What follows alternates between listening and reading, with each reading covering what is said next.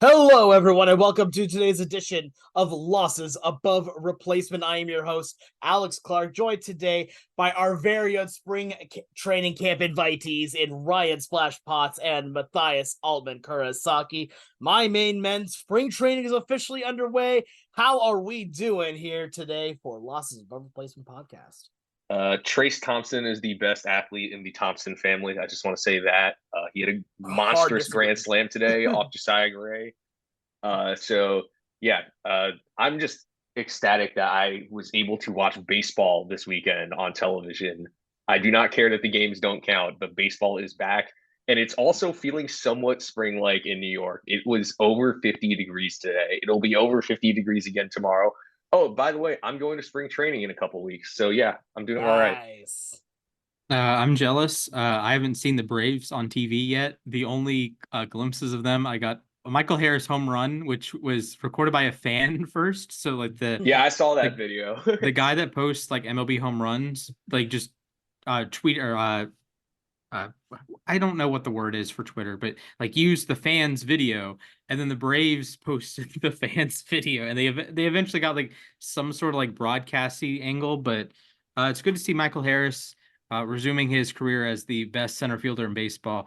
But today I watched the Yankees and Twins, and I watched the Mariners and Reds. So glad baseball's back, man. I will say this is that today the Mets game was not it was not televised, but some gentleman on Twitter by the name of had his phone out behind home plate and was live streaming the game on Twitter. Now I don't know how long that lasted. That's the thing. And I it mean, yeah, got the it's it got extremely illegal. that's the thing is that it was up and then it got deleted. That's the thing. I did not tune in, but someone sent it in a chat I'm in, and then it got deleted shortly thereafter. I'm assuming because he had it going and MLB deleted it. MLB made him delete it. You know what I mean? So just a fair warning that don't do that. First of all, but second of all, MLB, please let us televise every game. I No, agree. this please have Statcast data for every stadium. Yes, Is that's not look, I don't know how difficult it is, but it's not that difficult. At least I don't think it's it's not that not, but like difficult. they should. I'm gonna pretend it's not that difficult. At least I want to see how hard like Forrest Wall hit his home run today, man. I don't really care how hard every single at bat in Arizona and Colorado is. Arizona being the spring training Arizona and spring training Colorado, not like Arizona the state that has all the Cactus League. But like, give me more data. I mean, fair enough. Yeah. Also, yeah, please follow the rules, and also MLB. We would like to have more ways to watch these ball games, Yeah, please. please. MLB.TV is kind of expensive. I'm subscribed to it, but like, please let us watch the games. I need it. I want to see the highlights of Trace Thompson's grand slam, not just from uh, a a video that someone took in the dugout or something. I would like to watch the TV angle too. Yeah, I get So it. that's my plea to Major League Baseball. Uh, Shout out to both the Yes Network and Bally Sports Ohio. fair, fair enough. I will say, I'm very excited that baseball is back. I didn't get to watch very much of the two televised Mariner games the last couple days. Funny enough, though, I didn't get to watch any of the one on Saturday, and on Sunday I went to a bar to go watch it. And so my very first instance of any baseball being watched for me was I opened the door to the bar. There was a direct line of sight here to a TV, and that was right when Edgar Martinez for the Guardians hit a big home run here to give the Guardians a huge lead in the game. So nowhere to go but up here, I guess, for Seattle. Nowhere to go but up. But anyway, regardless of all of that, there was some big news here as one of the dubbed Boris 4 finally has signed, and that is of one Cody Bellinger. And where does he go in? He's sticking right with the Cubs. He signs a 3-year deal worth $80 million. But there are buyouts or opt-outs after each year. It feels a lot like the Carlos Correa deal here for the same kind of purpose. Again, it's basically just it's a 1-year deal that can become more on after that. So, gentlemen, let me get you guys' thoughts on this. One of the big ones finally fell. We at least now know where Bellinger is going to play this year. Yeah, it makes a lot of sense for Bellinger to go back to Chicago. They know how good he is. They know what, like they know his plan, right? It's hard to measure intent when you're uh, in a different dugout or watching it on TV or just watching film, right? But they know, like David Ross isn't the manager anymore, but in theory, Craig Counsell knows, okay, Cody Bellinger has this plan at the plate on this count. And when he's expecting this pitch, he's going to do this and this and this. So they know the plan. So it makes a lot of sense that he went back to Chicago. I thought it would be a little bit longer of a deal and a little bit more money. But it's a bit of it's like a cousin of the 1 year deal with the opt outs and whatnot. But I know the Statcast page doesn't love Bellinger, but that's because Bellinger was making, a concerted effort to shorten up his swing with 2 strikes and prioritize contact. And he's a guy that makes all right contact. His sweet spot percentage is in the 86th percentile, but the hard hit rate was down, the barrel rate, those things were down. So I'm not in love with the Bellinger like strategy here, but I think the Cubs can prioritize it. The Cubs just need good players. They can win the NL Central if they get a couple extra good players here. So good move for the You know, Cubs. I also want to shout out real quick Twitter user at Lisa_L_Dubs for accidentally almost breaking the Yeah, news of this. that Um, was really funny. I know. Well, I mean, as Jeff Passan said, Lisa was right. Yep. I had a feeling the whole time that the Cubs were going to end up bringing back Bellinger, but I'm glad he realized he wasn't going to get the $200 million or so that he thought he would get, because apparently he did enter the offseason, that he entered the offseason thinking that he would get a mega contract, which he was never going to get, in my opinion. Yes, he had a bounce back year, but he also had like a weird year when it comes to the batted ball data and stuff like that. Like his hard hit rate was like lower than it was in 2021 when he was arguably the worst hitter in baseball. So I think Bellinger, he gets 30 million each of the first 2 years, assuming he opts in. He'll get 20 million on the last year. This is the guy. He was a 2020 player, got Silver Slugger last year, 10th in MVP voting. But I think it was on the SNY telecast yesterday when Ron Darling pointed out that it's a guy who was an MVP, Rookie of the Year, and there's a chance he could hit free agency for the third time in as many seasons this offseason. So I think Bellinger, this is almost a contract year for him, and I'm kind of expecting a big season out of him because of that. Yeah, this is one of those really interesting deals because, like, we were talking about this earlier. None of us expected Bellinger to get that mega contract that he was talking about. And this feels more of like a settling type of deal, but at the same time, still keeping that main idea in mind. Here, because again, this is one where each of the opt-outs are player opt-outs. It's not team opt-outs. So this, like I said earlier, I brought up the Correa contract, which was basically the exact same, that he could just say, all right, I'm gonna leave here and then test free agency again. This is just making sure that he can at least make a pretty decent salary, at least in 1 year, and the Cubs feel like they are the team to do that. So you know what? I respect it. I also predicted the Cubs, I believe, to re-sign him. I may have been wrong. Go ahead and go watch our old podcast to tell me if I'm right or wrong. But regardless, at that point, I have a question for you guys. So we've been talking a lot about the rest of the Boris clients here, guys like Matt Chapman and all that. That's still, as spring training games have started, are without a team. Do we think that this is something we can kind of expect to see going forward? Like, right now, I think a lot of the Boris clients are not happy that they're signing for 1 years, but it's better to sign for 1 year and then retest free agency than to sign a longer term deal for less money. So do you think this is something that we'll see going forward? It's very similar to what Carlos Correa got with his 3 year deal, which ended up being a 1 year deal. So, the thing I'm seeing here is that I think, I'm going to especially point to Blake Snell, who I think, yes, he won the Cy Young, but there's bound to be some regression there. I think that some of them are going to have to accept these shorter term deals. I think the one guy, if I'm pointing to one person here who I think might get a longer contract, it's Jordan Montgomery because he's a workhorse and every team could use a stalwart like that. But I think I'm definitely seeing Matt Chapman taking a short term deal. At this rate, I think Blake Snell will take a short term deal. Montgomery might get a multi-year contract, yes, like a 5-6 year contract, but I'm just wondering about next offseason. He has Juan Soto and Pete Alonso, just to name a few. I think this is going to become more common. Yeah, I agree. So I 100%. do think that with Snell, you have the draft pick compensation attached. If you sign him for more than, I believe, $50 million. So if you sign him on a short-term deal, let's say it's a very lucrative one, then you can skirt around that. So instead of saying, oh, we're going to give you even like $25 million a year over anything more than 2 years, that you have to give up your draft pick. But if it's like 40 million in 1 year, you don't have to give up your draft pick. I will say that the teams that I would think would make moves like this, meaning the Mets and the Yankees and the Dodgers, they're already way over like CBT thresholds and whatnot.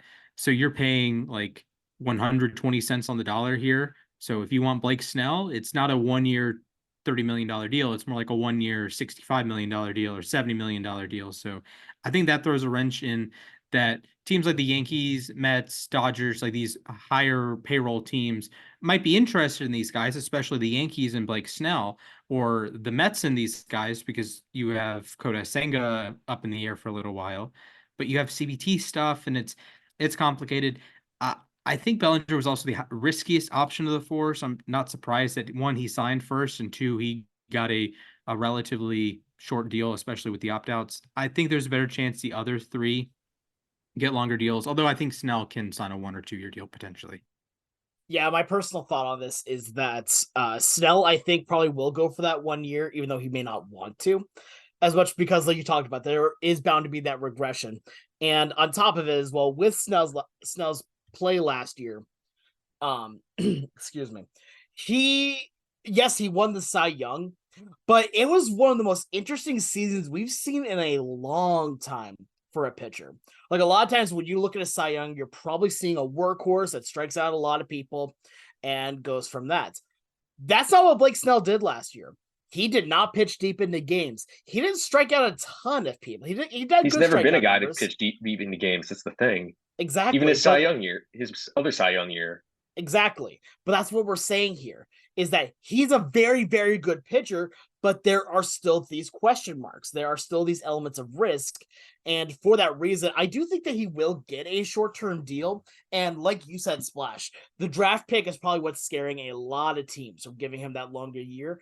I would not be surprised at all if he signed like a $45 million 1 year contract. Like, I think that would be a good move for a lot of teams to do, to bring on a Cy Young award-winning pitcher and let him ball out for a full year and not give up a draft pick. Like, that's solid. I also think that Chapman is one. I think he could sign a little bit longer term of a little bit of a longer term deal. But the question mark that I have with him is that you're talking about how next year's free agency class looks really strong.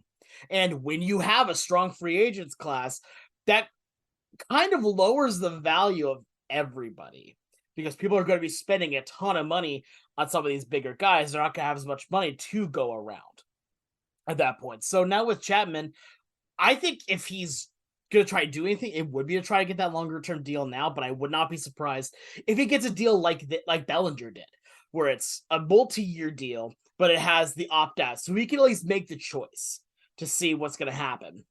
And then I agree also on Montgomery, that Montgomery is probably the best odds to get a longer term deal.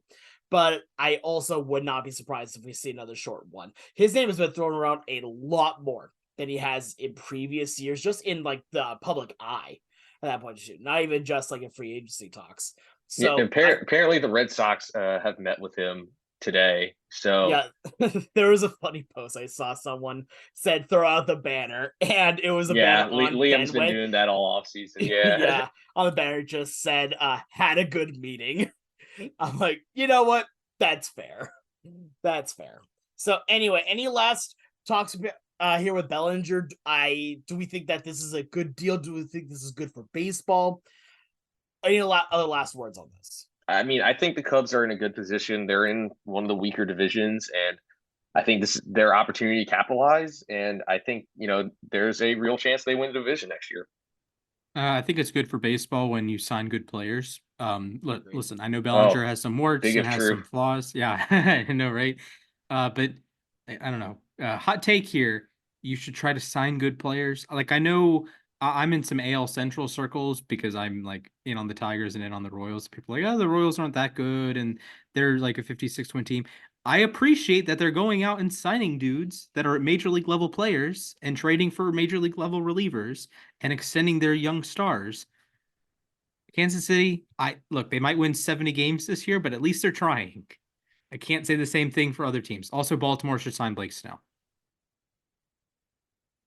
Yeah, I think there's a lot to that with science now. I would like it if Seattle did, but I also think Seattle has other needs too. Although I will say, if Seattle signs Blake Snell, you have undoubtedly the best rotation in all of baseball. Besides the A's. Sure, let's go with that. Anyway, moving on to our number 2 topic, we're going to continue with our series of top 5 in the positional rankings here. Today, we are going with the Edgar Martinez position, designated hitter, as now again made famous by Edgar Martinez. I will not take any criticism on that. I love you, Edgar. Anyway, we all have our top 5s we've all made here, and to be kind of clear on this, we had a couple talks about who was okay to have on these lists. Who are the players that we think are okay to be say that they are mostly full-time DHs? And there's a few names that come to mind. We had a list of about 15, like 10 to 15 names that we all said, okay, these guys, we see them as full DHs. Maybe they can play a position sometimes, but they're a DH at heart. So with that being said, let's start out with Splash. Who do you have as your number 5 DH going into 2024? So back to DH. My number 5 is Kyle Schwarber of the Philadelphia Phillies. This is not is Schwarber a good player? Is Schwarber a bad player? Is he good for baseball, bad for baseball? He's a good hitter. He's a great hitter. He had 47 home runs last year, had an OPS above 800. But compared to the top 4, I think there are some flaws here. And this isn't even like a referendum against strikeouts. It's just Schwarber hits a lot of home runs. What else does he provide offensively? He walks a lot, 99th percentile walk rate. Okay, great. That's going to be best case scenario, 150 of your plate appearances in a season. Kyle Schwarber is going to play every day, and he's going to see thousands of pitches and have hundreds and hundreds and hundreds of batted balls. So yes, 150 of them are very good. But what about the other 500 or so? So that's my concern. I think that top 4 guys on my list have a little bit of a more well-rounded profile. They're not going to hit as many home runs as Schwarber in all likelihood, but I think you're going to have a couple more doubles. You're going to have some more singles. You're going to have a little bit more production. Of course, Schwarber does hit leadoff, so that can kind of skew his production at times, that he's not necessarily looking for a double to drive in no one when there's no ducks on the pond here. But Schwarber's my number 5. Good hitter, but he's number 5. So, I'm a big Kyle Schwarber fan. I'll just say this much. He was at Indiana when my brother was. And so even though he's on the Phillies, he's a guy who I always kind of want to root for, but I'll be honest, I could not find a spot for him on my rankings. The issue when you hit 197 is that, I feel like, yes, he hit 47 home runs, but there is only so much value you provide. That's my biggest issue with him, is that, yes, he has, he's 99th percentile in walk rate, but I mean, I just can't look past that, like all the blue on his page. Number 5, I have a guy who we were debating whether or not he qualifies as a DH, but he is listed as a DH on Fangraphs. I'm going with Josh Naylor. Great year this year, 133 OPS plus. His expected batting average is 293. He hit over 300 for the first time in his career, hit 308, 17 homers, career high 843 OPS. His batted ball data is pretty solid, actually, other than his chase rate. He kind of checks all the boxes I want in a hitter on my team. I think he could bat anywhere from 2nd to 5th in your lineup. And maybe you could even put him up leadoff. He gets on base at a decent rate. He doesn't walk a ton, but it's a solid clip. So, he hit 17 homers, drove 97 runs, stole 10 bases even. He's not necessarily known as a speed guy, but he wiped 10 bags. So I like Naylor. I think he's a big part of the future of Cleveland, along with his brother Bo. So I have him at number 5. Yeah, I mean, when it comes to Naylor, I like him too. He did not make my list. To be fair, I was also. My list was pretty well set before we made the decision on Naylor. Here, my number 5, I am going to go with Kyle Schwarber. I think that Schwarber, like, again, he is what I like to call a prototypical DH. He is the Big Poppy-esque DH, where he's not gonna hit the ball a ton, but when he does, he hits it a ton. He's a big power hitter, an isolated power guy. That is all that he does. Is he gonna hit the ball for a 300 average? No. Is he gonna play the field at all? Really shouldn't.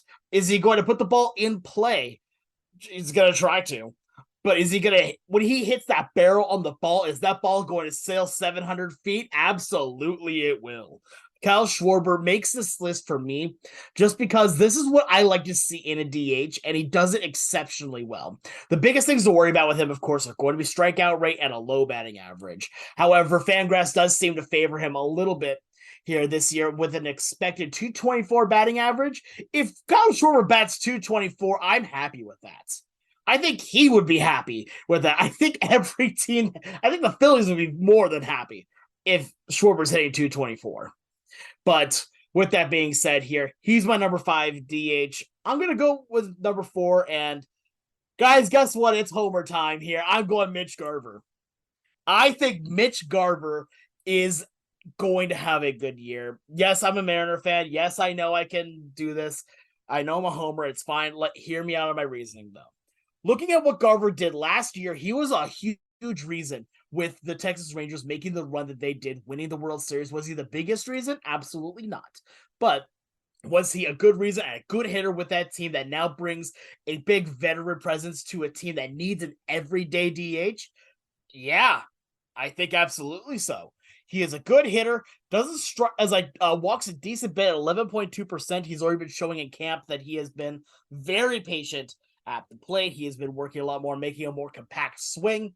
I like what I'm seeing from him overall. There's definitely still a lot of question marks with him, especially from no longer being a catcher, now just being mostly just a DH, with being the emergency third string catcher. But I think with Garver, when he hits the ball, it's another one of those times where he's not going to be a guy that's going to drive it out of the ballpark all the time. But you know what? He's still projected to hit about 24 home runs. So driving a bunch of runs. He's a good hitter, good disciplined hitter at the plate. He does have an issue with strikeouts, though. But looking at a lot of other DHs, it's actually kind of on the mid scale. Like right now, it's projected at about 26.1%, which is bad. Do not get me wrong, that is bad. But when you look at a lot of the other DHs, that's just kind of par for the course. There's a lot of DHs that strike out a lot. And so when you take that kind of context in the matter, he works a lot better as a DH. Yeah, so I'll go ahead and say this, that Garver was another guy who I considered for my list. And I'll give another acknowledgement here. Giancarlo Stanton is also not on my list. And I feel like they're both kind of not there because of the smaller sample size. I think Garver is a great hitter. Yeah, he absolutely matches. He makes hard contact and everything, but he's never qualified for the batting title. So I want to see him perform over the course of a full season. I think now that he won't be catching as much, that is possible. Number 4 for me, I have Jorge Soler. I love this dude. I love watching him play. I really wanted the Mets to try to get him.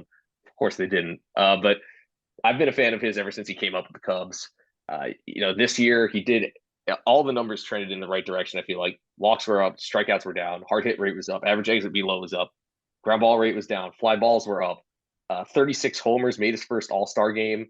853 OPS, 128 OPS plus, which is the second highest mark of his career, behind only the year where he hit 48 homers.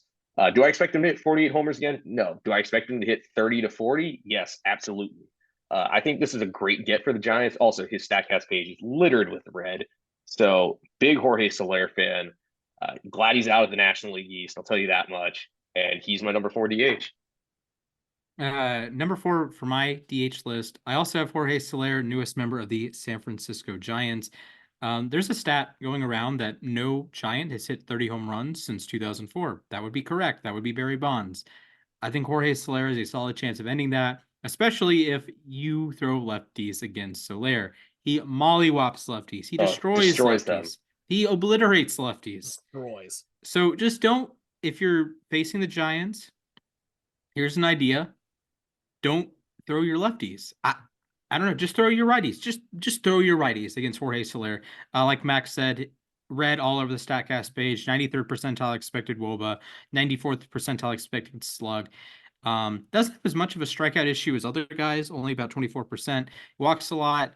But thankfully he's not going to play the field because he's a bit of a butcher out there. -5 fielding runs, even though he didn't even qualify for the leaderboard.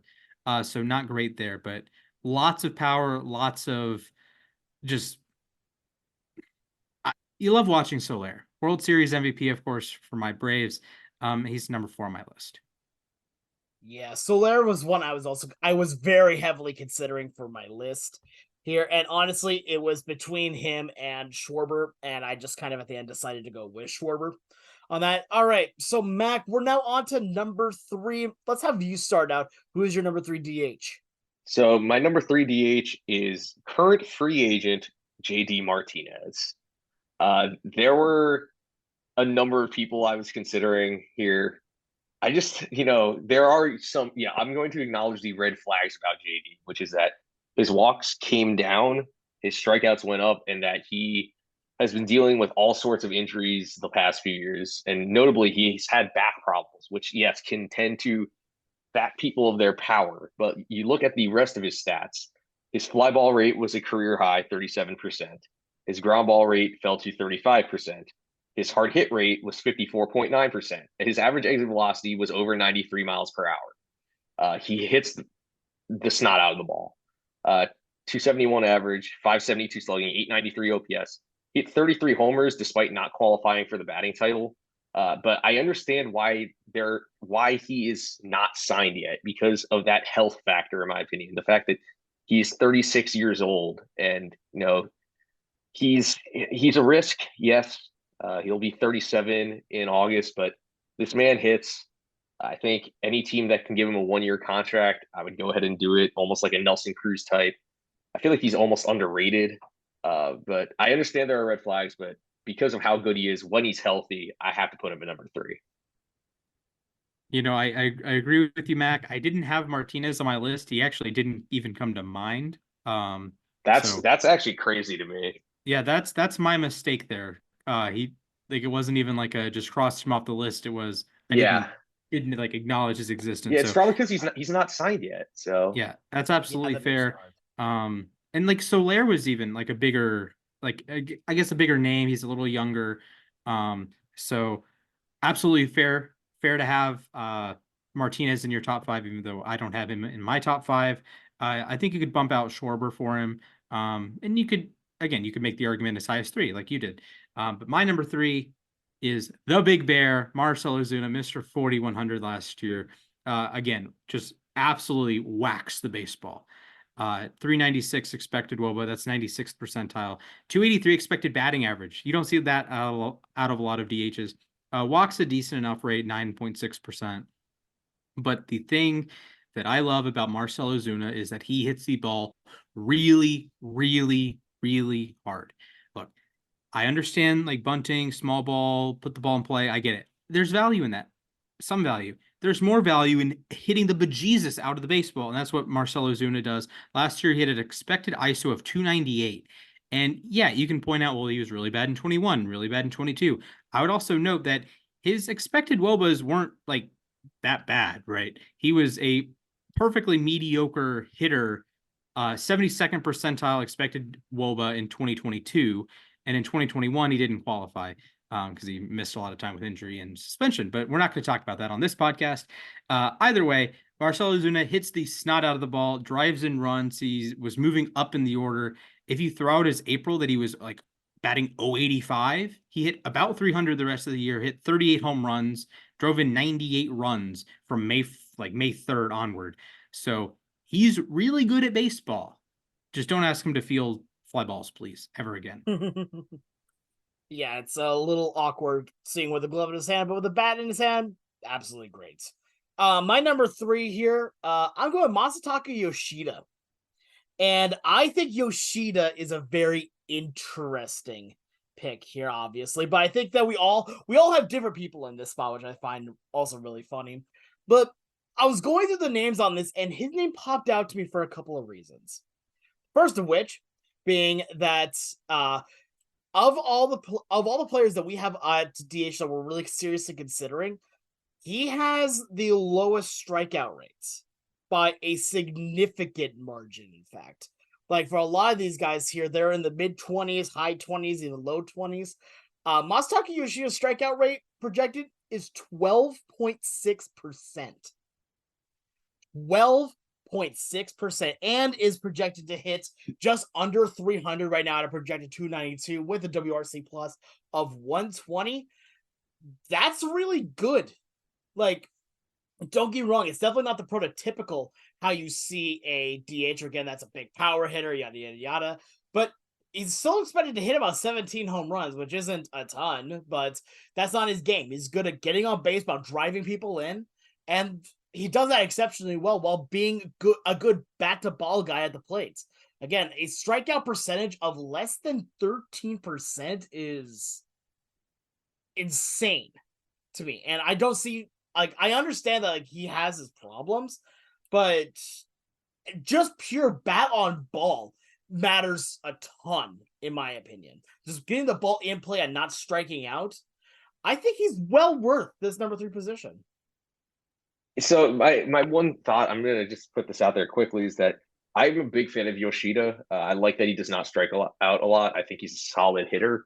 My one issue with him is that he's not a very fast runner, and all he does is hit the ball on the ground.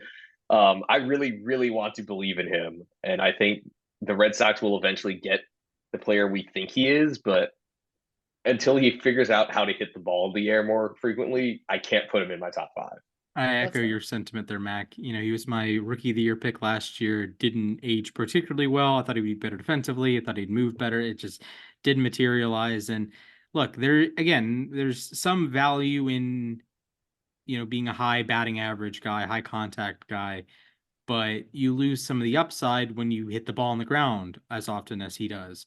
And your ground balls, like just comparing ground balls to line drives to fly balls, if you're more like a Luis Arias who hits the ball in the air, he doesn't hit it very hard, but he hits the ball in the air and he hits those line drives and just sprays it. Yeah, he can hold a 330 batting average. He can hold a 350 batting average. But if you're Yoshida and you're not fast and you're hitting the ball on the ground a lot, you're not beating these out for infield singles like Ichiro or like Juan Pierre, right? You're gonna run a lower batting average. Even like a Stephen Kwan nowadays, you're gonna run a lower batting average because you don't have great quality of contact.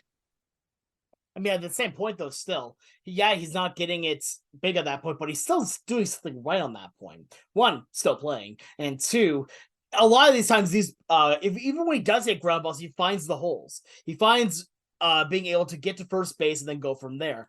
And look, just getting on base, in my opinion, it helps out a team a ton. If anything, it does a few things. It changes the pitcher from being in the full windup to the set. It makes the hitters have to work around a little bit more, and the defense plays differently because they can't just be in these shifts. Even with the shift band, they still shift. Like, there's still shifting that happens regardless of that the shift is banned. So I think it's worth a number 3 pick here. I'm going to go on to my number 2, and these are the 2 guys that I think everybody had in their top 2, and I can't believe I'm saying this right now, but number 2 is Shohei Ohtani. Ohtani is not number 1 for me, and I'm gonna be honest, it hurts me a little bit to say that. But regardless, I'm being an objective journalist here. Look at my Mitch Garver number 4 pick. Anyway, no, but Ohtani, I mean, come on, he's gonna be on a new team. He is arguably one of the best hitters on the planet. When he puts bat on ball, the ball explodes. He hits the ball stupidly hard. He has an offensive WAR of 36.6.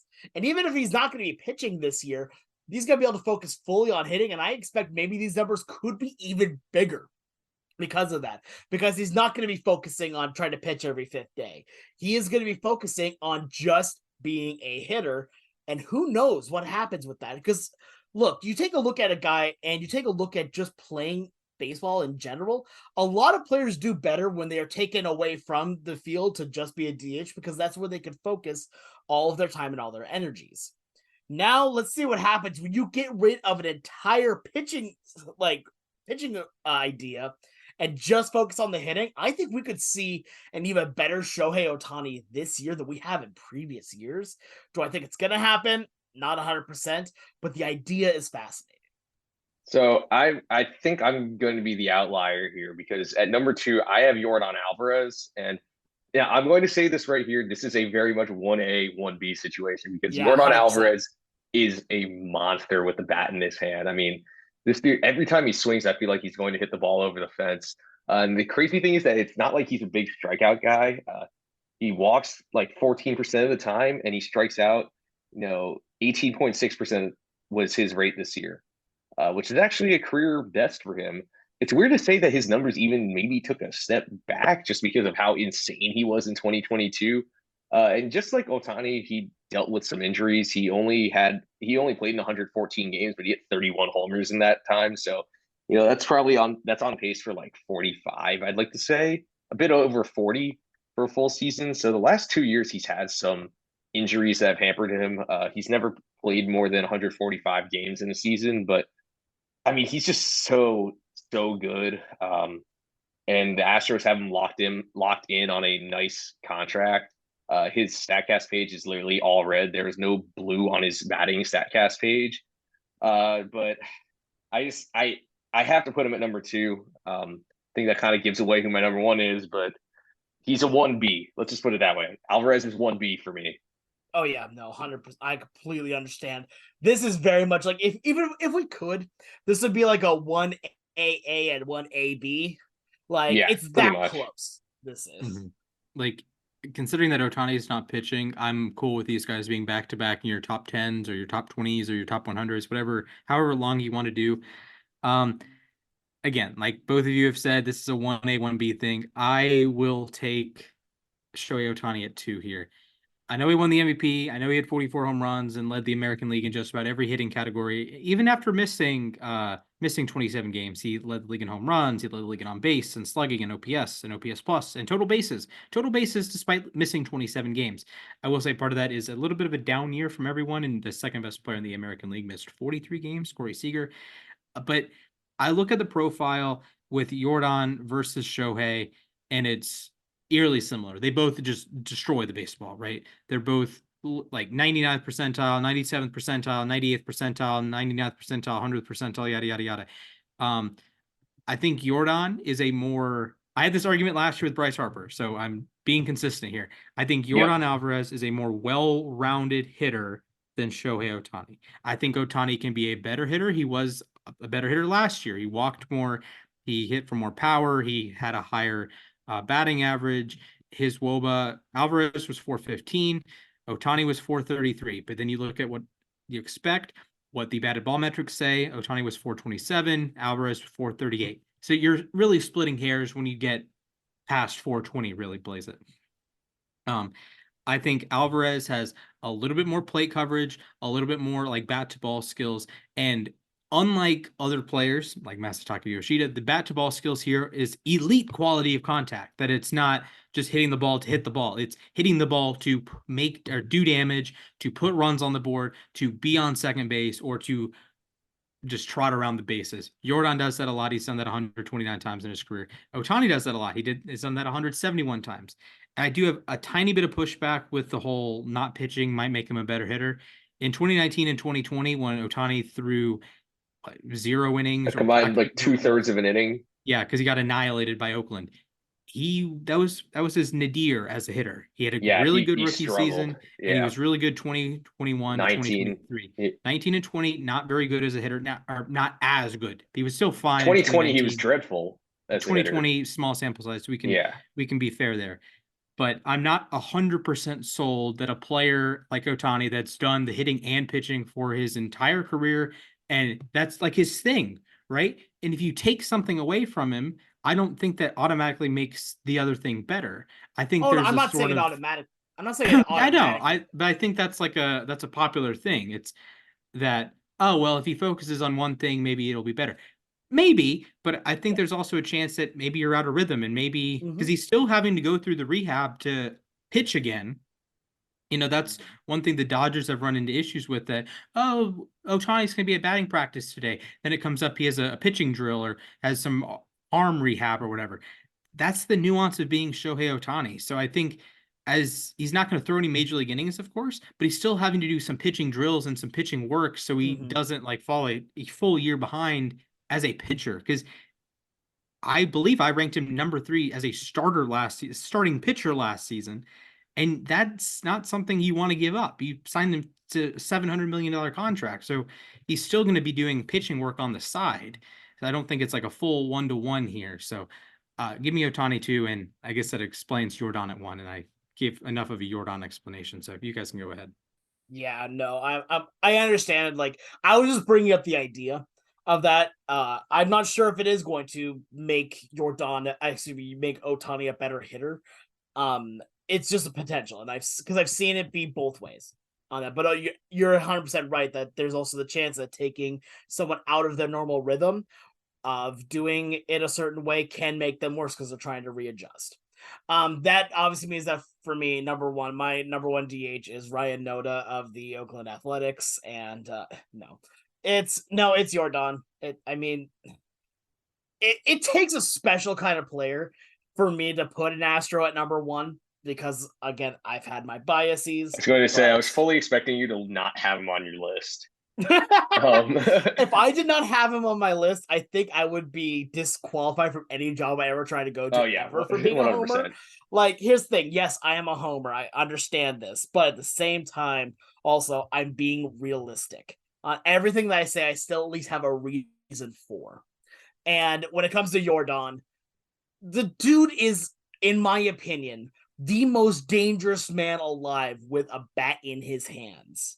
Watching his stats, watching him just impose at the plate, it's menacing. Like, I still go back to 2022, the playoffs, Astros v Mariners. The Mariners brought up their ace, a left-handed starting pitcher, to go against just for Yordan Alvarez. They needed that out to win the game, which very well could have changed the how we see the 2022 playoffs. And I would have actually gotten to go to a game. Ooh. But they did all of this just for Yordan Alvarez. And you know what Yordan did? Maybe the saddest person in the world as he hits a bomb. How does a man pull a home run off of lefty to win a playoff game? Into the second deck, too. Like, deep into the second deck. It's like... yeah, anyway, try to repress bad memories. But no, Yordan Alvarez is stupidly good. Like, you take a look at his page, again, to quote what you guys would say at that point, his StatCast page would be basically all red. But looking at the Fangraphs projections from this year, he's projected as a power hitter, hitting potentially upwards of 40 home runs, to also have a batting average of right about 300. Let me say that again. As a power hitter, is going to have a batting average of near 300. That is stupid. Like, that's just stupid. A WOBA right now is at a 414 and a WRC plus that is over 10 points higher than Aaron Judge. And get this, 24 points higher than Shohei Ohtani at a very nice 169. Like, looking at this dude is insane. Hitting him right now, Fangraphs has his offensive WAR at 50.3. 50.3. That, I don't care who you are at this point. I don't care how good of a pitcher you are. You're going to fear Yordan Alvarez. That's how good this man is. And I also, even as an Astro, I still respect him. He is an amazing hitter, and you can't help but kind of tip the cap when he beats you. Yeah, so that's the thing is I think Yordan is he's an amazing hitter. And it was very hard for me to not put him at number 1, but it was also very hard for me to not put Shohei Ohtani at number 1.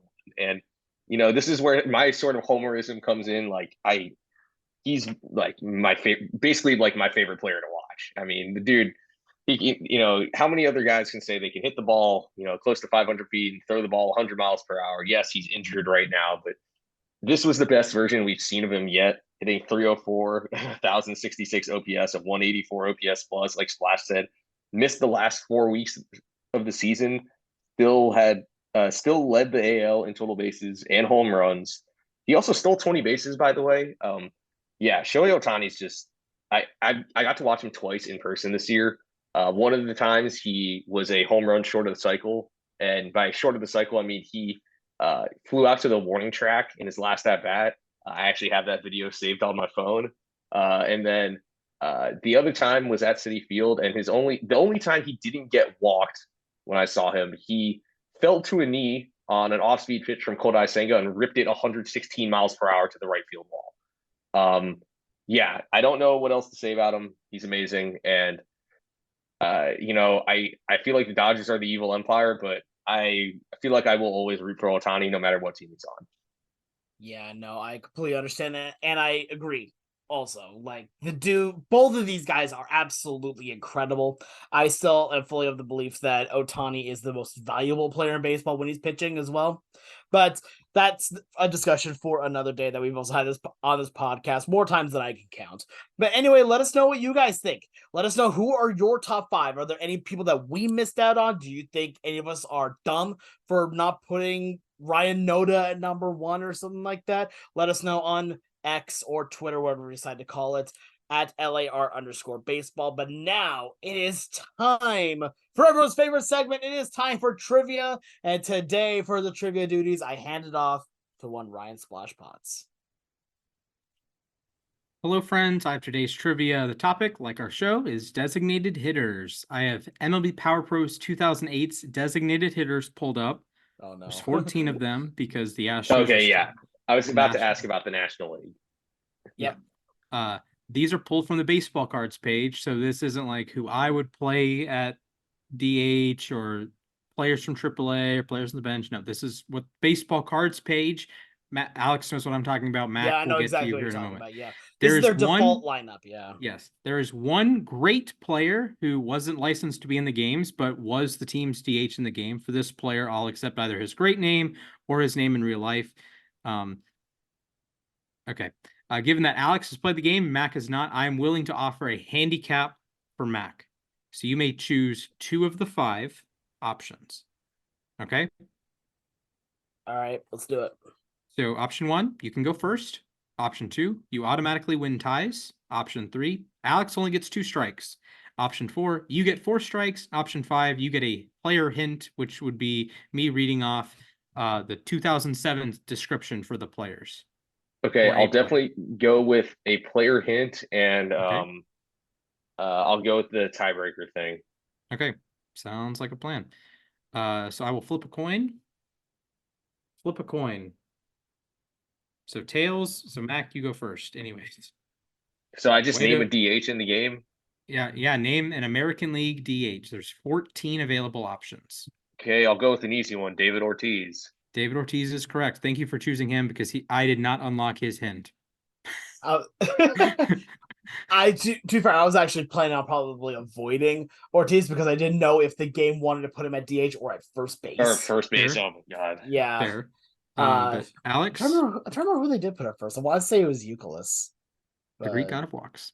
Yep, true. Yeah, because Mike Lowell would probably be at third. I'll take my Mariner one. This one is a bit of a more fun one. That's Jose Vidro. That is correct. Jose Vidro. Mac. I probably should have saved that one for later, but that was a deep cut. That was not what I was expecting, but yes. Okay. Go over to the Yankees because I think he was still active at that point. Jason Giambi. That is incorrect. What? Nonsense. Yeah, no, I knew it was. I know it wasn't Giambi, but see, I'm trying to remember who the Yankees DH was, and I might just start going for other areas. Let me start in the West. There are other teams. There are 12 other teams. There are 12 teams left. I'm trying to think if there's an easy one that I could just remember off of the top of my head here. Let's see here. I know he wasn't that. That's the thing is I'm trying to remember like who I've seen so many of the default DHs but like all the players I remember were not the DH or probably aren't the DH. Okay. For the Baltimore Orioles, I'm going to go with I think at that point it was Huff. Aubrey Huff. That is strike one. Oof. Okay. Oof. All right, Mac, back to you. Okay, just to clarify, this is based on the beginning of the 2008 season.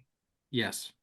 Okay, then I'm So going example, Chicago. Clayton Kershaw, Max Scherzer are not playable characters in the game. Okay, then I know this guy started the year at the White Sox, and I'm assuming he was their DH. Chicago White Sox, Jim Thome. That is correct. Let's Mac, you go. are on the board again, 2-1. That's a good one. Alex. Oh, wait, no, he was a first baseman though. Crap, I was gonna say Frank Thomas for the Is that your final answer? for the A's. Yeah, I'll go Frank Thomas. That is incorrect. That is strike Dang it, two he was for first Alex. base. Okay. Okay, wow. Okay, I think I'm going. Oh, okay. I hope this guy was listed as a DH because I hope he was not expected to play the field much.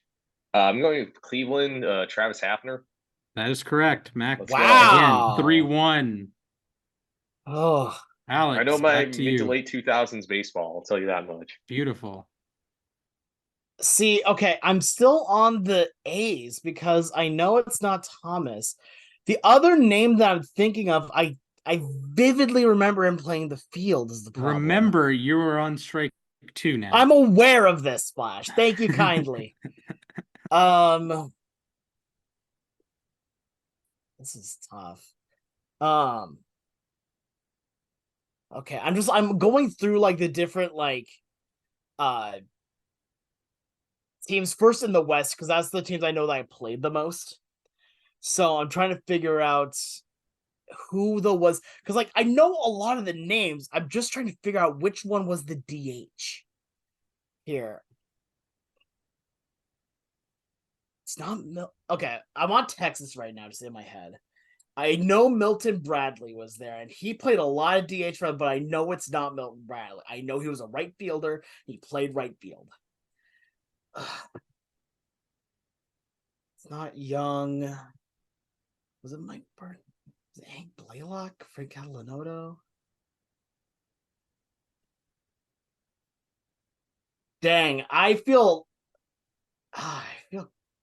dumb with this. I legitimately feel dumb with this because this is my game. But Angels, it wasn't. Guerrero wasn't right. I know that they had Figgins over at second, I think. Then at third, and then wait, was it second? Yeah, it was at third with who was it? I just lost the name. This is brilliant podcasting, second. by the way. Yeah, no, well, like I'm still that's why I'm still talking aloud. I'm still like just going like team to team, and I'm like trying to figure out because I want to say I know it's not Posada for the Yankees. I know he was their starting catcher. The way that MLB Power Pros was weird in the fact that every DH it made was just kind of like a replacement player in a lot of them. There are some good ones, but a lot of times if they should have been a DH, most of the time they were in the field still. I'm honestly struggling, and I can't believe that I'm struggling right now. Oh boy. Yeah, Splash is just having aneurysm. Wow. Like I am. Yeah. So reminder, Mac leads 3-1. Mac Yeah. has 1 strike. Alex has 2. Mac has a hint available. And True. Mac automatically wins in a tie. Okay. I need to make a decision.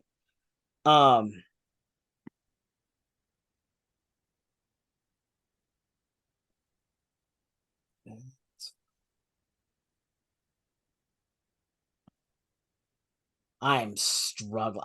You know what? I think I've just lost because I cannot think of what the right answer would be. So I'm going to say Frank Catalanoto for the A's. Alex? The A's, bro. Wait. Yes. Wait, no. The Sorry, A's? not for the A's, for the Rangers. Alex? Is You that stay 3 strikes? alive. Frank Allen. No way! What? All right, Mac, back to you. No way! Oh my God, they listed him as the DH. Yeah, I should have docked you because you said A's, but Mac, No, go ahead. thank you. That would we gotta keep this going. Mets legend, by the way, Frank Catalinato. Remember, you do have a hint available if you wish. Yeah. Okay. Wow. I'm honestly amazed that he was the one listed as DH. All right, now I have to think about what teams I'm missing. If I'm being honest. Okay, let's see. What teams are in the American League? I can't believe I just said that out loud. You know what? I don't know if he was in the game, but I know he DH'd for them plenty, and I know they had a first baseman. So I'm going to go with um I'm going to go with the Blue Jays. I'm going to go with Adam Lind. Adam Lind is your second strike, sir. What? All right, Alex. I fumbled Pressure's that on. one. Yeah, it's back to me again. I was pretty sure it wasn't Lind for the Jays, but I'll tell you where all the guys played or didn't play after one of you gets to 3 strikes. okay. Or Fair. maybe you rattle off the rest of them and you tie at 7. I think there's not a whole lot of a chance of that one there, boss, but I appreciate know. I appreciate the confidence. I really need to watch Stranger Things so I can say unironically that I've seen Stranger Things. Yeah.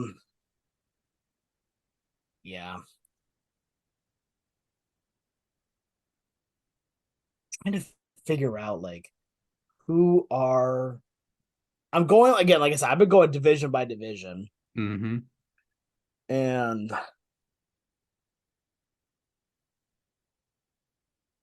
I've got like a couple ideas. Oh, wait.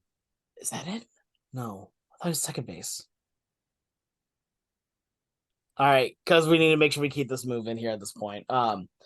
Blue Jays, David Eckstein. Sir, that is your 3rd strike. Yeah. Ouch. All right. So David Eckstein, starting shortstop for the Blue Jays. Yeah. Adam Lind was a AAA left fielder for the Blue Jays. Frank Thomas was a AAA first baseman for the A's. Aubrey Huff was the starting first baseman for the Orioles. Jason Giambi was the starting first baseman for the Yankees. So the DHs you missed: Hideki Matsui. It was gonna be my next Matsui. guess. Oh my God. I thought Matsui was Okay, the can't left believe fielder. that. Let me proceed. Matt Stairs. You For have what Kevin team? Millar, also known as Great Johnson. Okay, yeah, I knew that. But Cliff Floyd. Floyd was gonna be the next guy I guessed, actually. Gary Sheffield.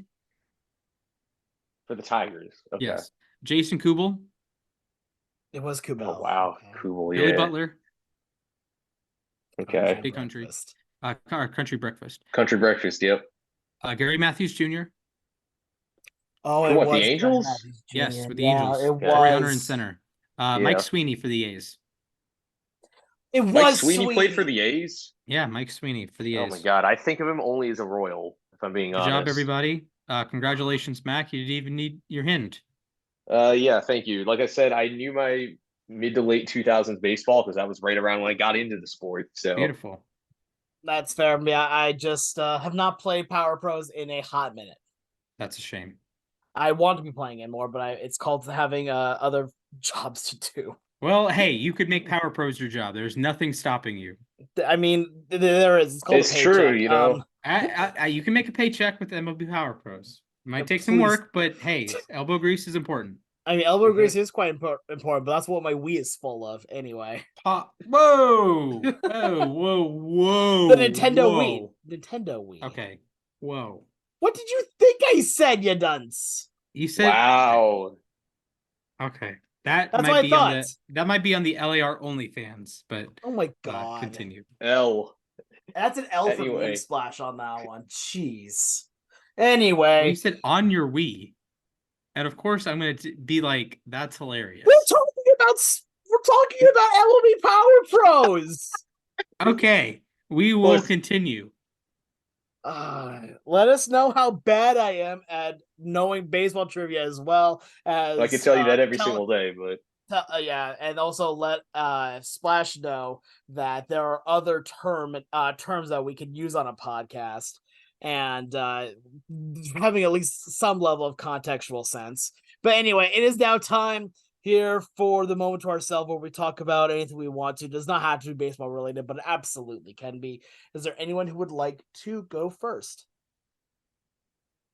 All right, if no one does, then I will go first on this one. So I'm just gonna pull up my timer. Here, I will start things off in 3, 2, 1. I have had a lot of downs lately, and I'm just gonna be honest. Like, I've had a lot of things I've been looking forward to that have not came through yet. I've had a lot of family stuff that has just kind of fallen down, but I'm trying to keep that positive attitude going. I think that, at least for me, I've been trying really hard just to keep my mental state going strong because then I can at least keep working forward. And I found that I've been able to do that a lot more just through honestly sheer persistence at that point. And I think that's something that I don't see a lot in people as much anymore. I want to see people be more persistent about things. I want to see people actively just clawing, needling at whatever they need to do. Because honestly, that's helped me a lot. It's helped me a lot to make sure I keep on things, to keep myself on track. And while things may not be going amazingly right now, things are still going a lot better than they were even a year ago. And I'm always trying to keep that in mind. All right. With that being said, anyone who would like to go next? yeah, I can go next. All right, Mac, your time begins in 3, 2, 1, go.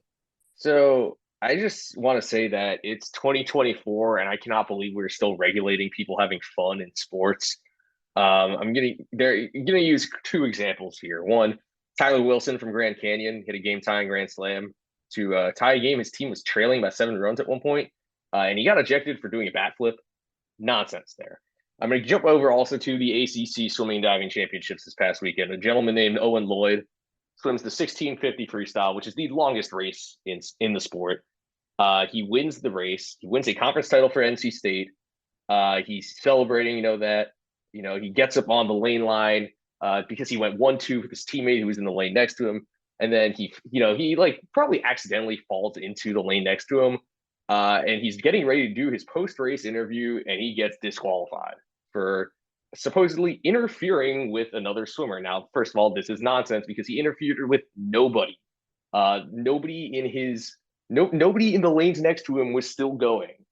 So first of all, ACC, please give Owen his gold medal because that's nonsense. Shout out to Ross Dant, his teammate, for giving him the gold medal and sticking up for him in his post-race interview. But it's 2024. These are kids. They work their whole lives for these moments. Don't take it away for some arbitrary stuff. Yeah, no, I'm 100% with you on that one. I heard about that and I was irate. Anyway, Splash, on to you. You ready to go? Yes, sir. All right, 3, 2, 1, begin. So yesterday I got to go to the Cavs game with my buddy Jake. Happy birthday, Jake. It was nice to, hang out with a friend and, see the Cavs play. I'm not the biggest basketball fan anymore, but it was a good time. We went to Outback. I'm not a big steak guy, but I had a Alfredo pasta, chicken and shrimp pasta. Jake had a steak. That rhymes. Just talked some ball, my good pal. So happy birthday, Jake. Hope all is well and go Cavs.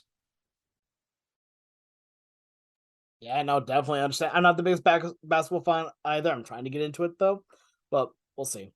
Anyway, that's going to do it for our podcast today. Thank you so much to everyone for tuning in. Let us know what you guys thought on Twitter or X, whatever you call it. You can go and message us or follow us at LAR_baseball. You can also follow each of us individually. You can follow myself at the Sports Guy 242. Go follow Splash at Mr. Splashman19. And then also go follow Mac at Mathias_A_K. But from all of us here at Losses Above Replacement, I want to thank you all for listening. Have a great rest of your day. Stay safe, and I hope to see you all real soon. Thank you.